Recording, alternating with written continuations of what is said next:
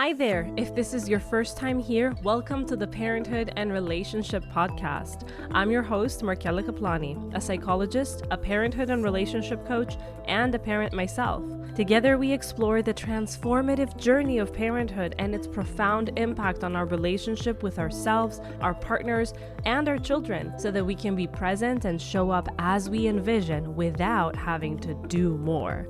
Let's get into today's episode. Hello. It's been a week for me. And honestly, recording this today on the topic we're about to discuss is a nice break from it all. And the reminder that sometimes it is the simple things that can make all the difference. Particularly, I'm talking about the power of play and how it shapes our children's development. Before we jump in, I want to take a moment to thank all of you for tuning in and for your continued support. Your feedback and stories inspire me and are what keep this community thriving. And I am so grateful for each and every one of you. A special thanks to those of you who have helped spread the word through your positive reviews on Apple Podcasts. I am deeply honored and humbled. If you haven't snagged it already, you can actually message me to get the communications checklist for couples for free. This includes those of you who wrote a review before this gift was available, so don't forget to contact me. The way to do that is in the episode's description. Now let's get back to our topic, play. Play is often seen as just a way for children to pass the time or burn off energy, but it's so much more than that. It's a vital part of their development, touching on everything from physical growth to emotional well-being. And interestingly enough, I would say, the way that we approach play with our kids can also reflect our own journeys as parents, our own identity shifts, our feelings of inadequacy, and even our relationship dynamics. So let's take this journey together and discover how something as simple and joyful as play can have profound impacts on our children's development and our own growth as parents. Pour some coffee, take my hand, and let's do this. All right, so I thought we would begin by looking at the different types of play and how each one uniquely contributes to our children's development. Play isn't just a one-size-fits-all activity. It can come in many forms, each with its own set of benefits. So the first one is physical play. This includes activities like running, jumping, climbing, dancing. Physical play is crucial for our children's physical development because it helps build coordination, strength, and fine and gross motor skills. Think of this as the foundation for a healthy body. When kids are engaged in physical play, they're not just burning off energy so that they're calmer at home. They're learning to control their bodies, understand their physical limits, and develop spatial awareness. Take a child who loves climbing trees, for example. While we as parents may get worried about the safety aspect, and rightfully so, this is one of those activities that improve coordination and confidence. By setting up safe climbing opportunities, we can strike a balance to allow our children to explore their physical abilities while staying safe. Next, we have imaginative play. This is when children use their creativity to build worlds, characters, and scenarios. Think about dress-up games, playing house, or inventing stories with their toys. Imaginative play is a powerhouse for cognitive development. It enhances problem-solving skills, language acquisition, as well as their creativity, really. It also allows children to express their emotions and work through experiences in a safe, controlled environment. Consider a child, for instance, who loves to pretend that he or she is a superhero. Through such an imaginative game, children aren't just having fun, they're also working through feelings of power and vulnerability, learning to navigate complex social scenarios, and developing language skills even as they narrate these adventures that they're on. Then there's also social play, which involves interacting with others. This can be anything from playing a board game to participating in team sports.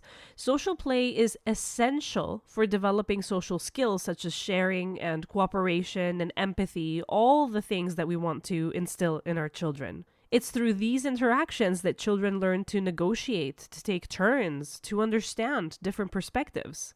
Think of two kids who often play house together. Through their role playing, they're learning to negotiate roles, resolve conflicts, and understand each other's viewpoints so that they can figure it out amongst themselves. This type of play helps them develop emotional intelligence, and it also strengthens their ability to form healthy relationships. Now we've seen the 3 general categories of play, but before I move on, I'd like to take a breath for a second and mention the value of unstructured play.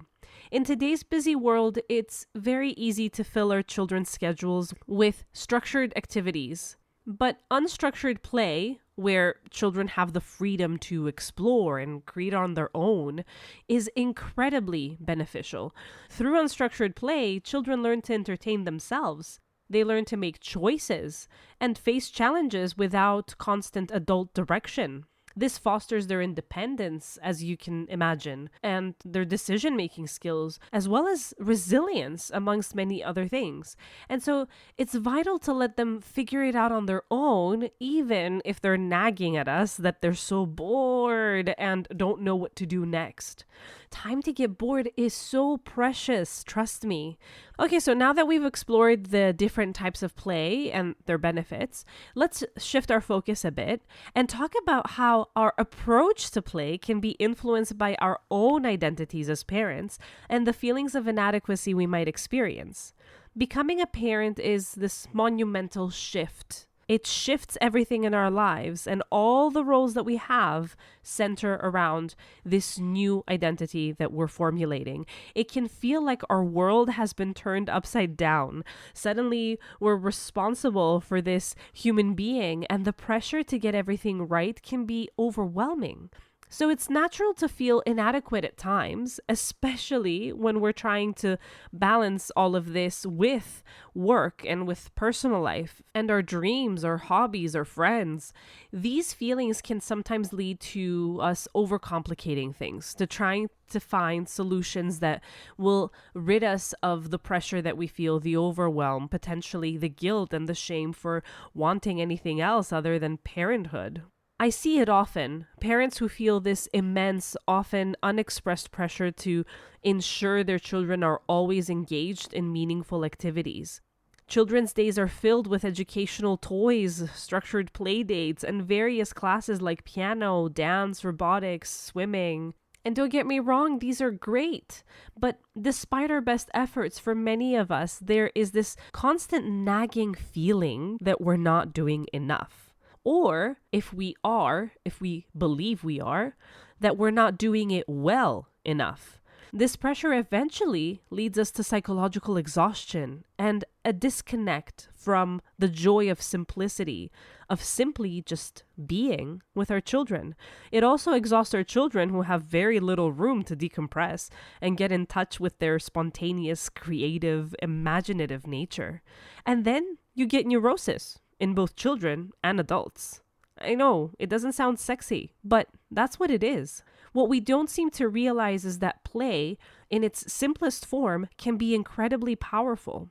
Unstructured play, where children are free to explore and create on their own, is not only beneficial for their development, but it is also less stressful for us, parents.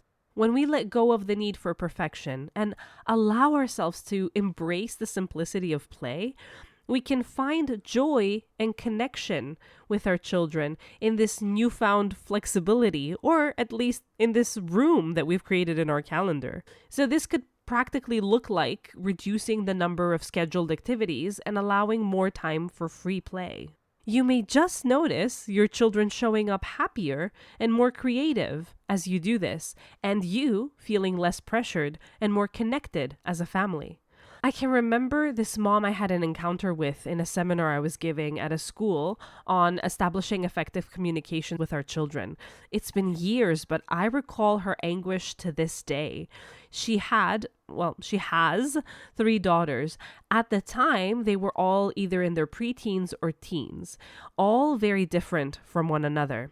This meant that each of them engaged in different extracurricular activities and had their own friends and socializing habits, as you can expect. This mom was telling me how she was overwhelmed, basically spending her entire day being taxi driver who's playing Jenga in order to be where she's needed at the time that she's needed. She was torn to bits. She was drained and knew that this was contributing to the difficulty in her communication with her girls. But a part of her felt triggered when, in my presentation, I mentioned the significance of leaving empty space in our children's calendars, mostly because I mentioned that it was just as important to leave some empty space in our calendars too. Because if we are overwhelmed, how are we supposed to show up and practice any of the techniques I was suggesting from a shattered nervous system? She felt she would be betraying them and her duties as a good mother. You know, that good old classic mom guilt. But another part of her almost felt excited at the opportunity to enact this with somebody's blessing, at the permission I was giving her to free up her cab driver duties, telling her it wasn't just good for her, but for her daughters too. I don't know what she ended up doing, but during the seminar, we actually had the opportunity to work through some potential solutions where her daughters, if they did indeed love being in all of these activities, would not have to give them up, and yet she could take a step back to release and recalibrate, with the ultimate goal of showing up the way that she wanted for her children.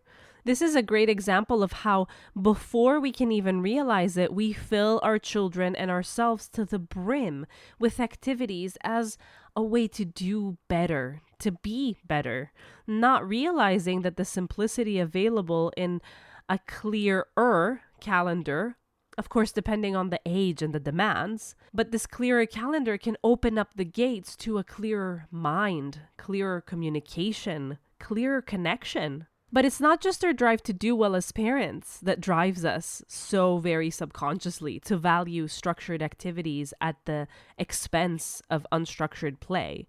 It's also worth considering how our personal childhood experiences influence our parenting styles, and then how we choose to engage with play or not. If we grew up in environments where play was either undervalued or overly structured, we might carry those experiences into parenting. Reflecting on our inner child can help us understand why we might feel the need to control or overcomplicate our children's play. There was this dad I was working with who, over time, realized that it was his strict upbringing that led him to structure his children's playtime so rigidly. Once he recognized this pattern, he made a conscious effort to provide more freedom in play, which resulted in a happier and more relaxed environment for both him and his children. Would you like to discover your unique approach to play and how it influences your child's development? Go to markelakaplani.com/playstyle, all connected, so that you can find out your parenting playstyle and get personalized tips to make playtime even more effective and enjoyable for both you and your child. Embracing the simplicity of play can help alleviate feelings of inadequacy. It's a reminder that being present and engaged with our children is what truly matters, rather than striving for some unattainable standard of perfect parenting.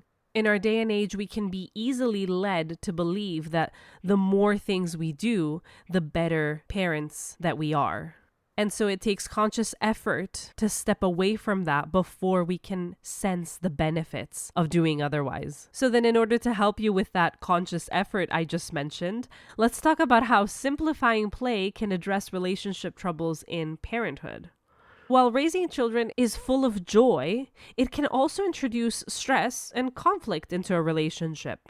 And that's all part of the process. These challenges stem from various sources, such as differing parenting styles, the pressure of balancing work and family life, and the emotional toll of parenting itself.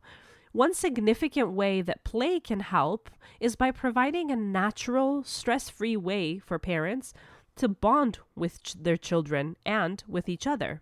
When we as parents engage in play with our kids, we are, of course, supporting their development, but we're also creating moments of connection.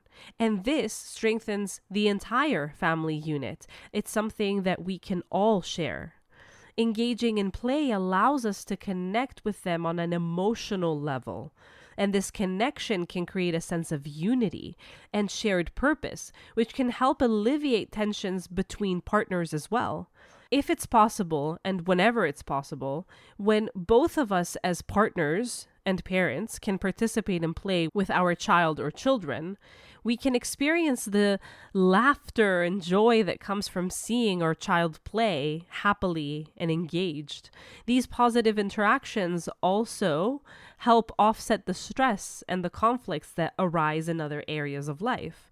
It's not shocking or something new or something atypical that many parents argue on account of their differing approaches to discipline and routines. However, in spending more time with our children playing together, couples discover new ways of enjoying each other's company, to see the strengths that each of us brings to parenting. This shared activity becomes kind of like a foundation for improved communication and mutual respect. Simplifying play also reduces the pressure that we feel as parents to constantly provide these structured and educational activities, like we said before. The reduction in pressure can be particularly beneficial to us if we're overwhelmed by the demands of modern parenting. And so by allowing this more unstructured play, we can take a step back and let our children take the lead, which can be quite a liberating experience. Play can also be a platform for us to align our parenting styles. So what disconnected us can become something that connects us through play, because there we can observe and learn from each other's interactions with the child. And so it's not just important for each of us individually as a parent to play with our child. Do you see where I'm going with this? It's really important to also find a time where we all get to play together.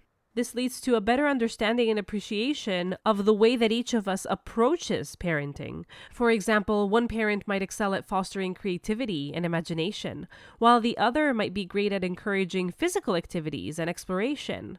Recognizing these strengths can help parents complement each other and create a more balanced parenting partnership. This can foster a supportive and collaborative environment within the family.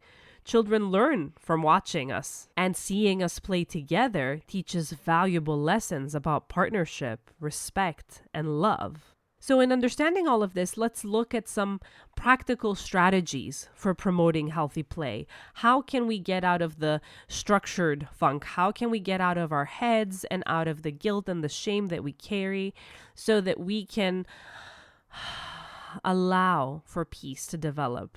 Because peace is a feeling that we cannot chase. Peace is what's left when we let go of guilt and shame. So the tips I'm about to give you are designed to help you incorporate more play into your child's life in a way that is both beneficial and manageable for you as a parent. First, let's talk about identifying and reducing the barriers to play. One of the most significant barriers today is screen time. While technology can have educational benefits and, sometimes it can allow us to breathe and take a moment so that we can keep our composure, it's essential to balance screen time with physical and imaginative play. One thing that we could do here is to set clear limits on screen time and encourage our children to engage in other activities. Outdoor play is incredibly beneficial for children, for instance. This could be as simple as going for a walk in the park after we pick them up from school, playing in the backyard after lunch, or organizing a small nature scavenger hunt on the weekend. Creating a play-friendly environment at home is another effective strategy. To do this, you can designate specific areas where children can play freely without worrying about making a mess. This might include a corner of the living room with art supplies, a playroom with building blocks and toys, or an outdoor space with room to run and explore. And then you can pair this with encouraging independent play, because this is crucial for the development of our children's creativity and problem-solving skills. What that looks like is providing them with a variety of toys and materials that can be used in multiple ways. And so the building blocks we mentioned before, or the art supplies, or the dress-up clothes can be there for them to do what they want with them, what they have imagined. Encourage them to come up with their own games and stories. not only are you fostering their independence, but you're also giving yourself much needed time to relax and take care of other responsibilities. It's a win-win. At the same time, though, while independent play is essential, let's not forget the value of joining in on the fun. Playing with our children strengthens our bond, like we said before, and so it's great to take this opportunity to model positive behaviors. When we decide that we have the time and the bandwidth to play with our children, let's make sure to be present and engaged during that time. These moments of shared joy are invaluable, and they give us an opportunity to express ourselves and connect on a different level. We connect on the hard times and in dealing with difficult emotions, but let us also connect in the happy moments. Another thing we could do is set up play dates, of course, and group activities. And I know this sounds like guided play, so I want to make sure that I am not misunderstood.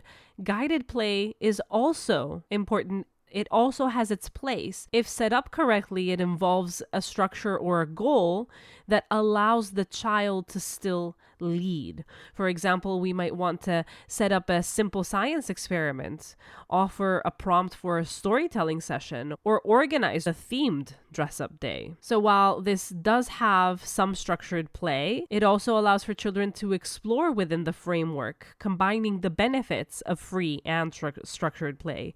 Therefore, play dates and group activities are also great because they foster social skills. This is something you will plan, of course, but it is necessary because these kinds of interactions help our children to share and negotiate and develop empathy. Finally, it's also important to communicate the value of play to other caregivers and educators in your child's life. Ensure that grandparents, babysitters, teachers understand the importance of play and support these activities. Advocate for play-based learning in educational settings. Overall, what I'd like you to keep from this is that the goal is to make play a natural and enjoyable part of our children's daily routine.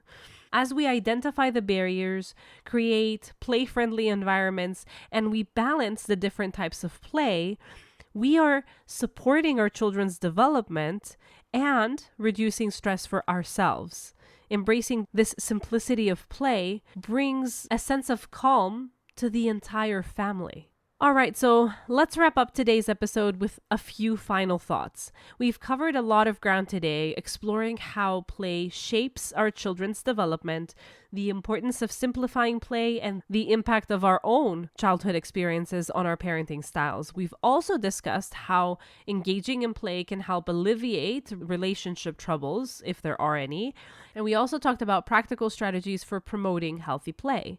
The key takeaway here is that play is a powerful and essential part of our development and our children's development. Play has become about keeping kids occupied. We don't seem to value it much, but play fosters physical, cognitive, social, and emotional growth, even in adults. So by letting go and by embracing the simplicity of play, we can create a nurturing environment where our children thrive and we are not overwhelmed either. Remember that these moments are what matter the most. Whether it's a spontaneous game of tag in the backyard, an afternoon imaginative storytelling session, or simply sitting together building blocks, these are experiences that build strong, happy, and resilient children. I encourage you to reflect on your own childhood and consider how it influences your approach to play and parenting. Do this in the journal that you've dedicated to this podcast. Take a few moments to answer these questions. Reflect on your childhood play experiences. What were your favorite activities and how did they make you feel? How do these memories influence the way you approach play with your own children? Discover your unique approach to play. Go to markelakaplani.com playstyle so that you can find out your parenting playstyle and get personalized tips to make playtime even more effective and enjoyable for both you and your child. Then, observe your child's playtime over the next week. What types of play do they naturally gravitate towards? How can you engage and support their interests while keeping play simple and unstructured? A third question. Think about the balance between structured activities and unstructured play in your child's routine. Are there any changes you can make to allow for more spontaneous, child-led play? And finally, consider your feelings of adequacy and stress as a parent. How can embracing the simplicity of play help you alleviate some of these pressures? What small steps can you take to be more present and engaged during playtime? Take some time to write your thoughts and the actions that you plan to take. Journaling is a powerful tool for self-reflection and growth, and it can help you become more intentional in your parenting journey. No wonder that I have a journaling exercise at the end of each episode. Wink, wink. Use this awareness that you get from this exercise to make conscious, positive changes that benefit both you and your child. And don't forget to take care of yourself along the way. Parenting is a journey, and it's okay to seek support and embrace simplicity. Thank you for joining me today. I hope you found this episode helpful and inspiring. If you did, you'd honor me by subscribing, leaving a review, and sharing this with your friends and family who might benefit from this kind of discourse. Your support helps me reach more parents and get my message across that we are good enough, that if we treat ourselves with compassion and if we start from a place of love, first and foremost towards ourselves without guilt and shame, then we can multiply that love, embrace our children, and raise them the way that we want, the way they deserve. Take good care and see you next Sunday.